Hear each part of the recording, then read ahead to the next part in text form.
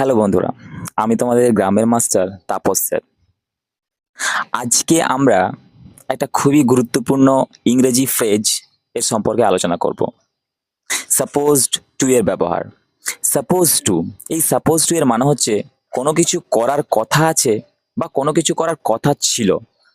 আমি বাংলাতে বাক্যগুলো বলবো এবং আমার ছাত্রছাত্রীরা গুলো ইংরেজিতে অনুবাদ করবে। তোমার আজকে বাড়ির কাজ শেষ করার কথা আছে। You are supposed to finish your homework today. দেখলে তো, you are suppose to finish your homework today. Suppose to এর ব্যবহারটা কি করে হলো না, কোনো কিছু করার কথা আছে, ইউ আর সাপোজ, যেটা সূত্রটিকে মনে রাখতে হবে, সাবজেক্ট প্লাস অ্যাম বা ইজ বা are plus supposed to plus ভার্বের এক number form. You are suppose to finish your homework today, তোমার আজকে বাড়ির কাজ শেষ করার কথা আছে। এবার 2 নাম্বার বাংলাটা আমি বলছি।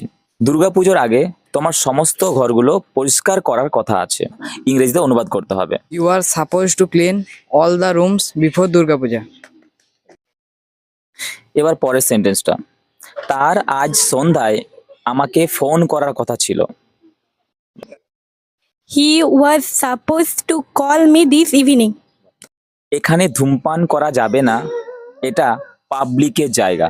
দেখো, এখানে এখানে ধূমপান করা যাবে না, অর্থাৎ এখানে ব্যবহারটা কিন্তু ধূমপান করা কথা নেই, এই কথার প্রসঙ্গে এটা ব্যবহার করা হয়। You are not supposed to smoke here because it is a public place. আমরা পরের বাক্যটিতে যাই। আমাদের নিয়ম মানতে হয় যদিও সেটা বোরিং লাগে। আমাদের নিয়ম মানতে হয়, অর্থাৎ আমাদেরকে নিয়ম মানতে হয়, কথা অর্থ কি, আমাদেরকে নিয়ম মানার কথা আছে, নিয়ম তো মানতে হবে যদিও এটা বোরিং লাগে। তাহলে আমাদেরকে নিয়ম মানতে হয় যদিও এটা বোরিং লাগে, এটা অনুবাদ করবে আমার আরেকটা ছাত্রী। We are supposed to follow the rules even if they are boring. সুন্দর।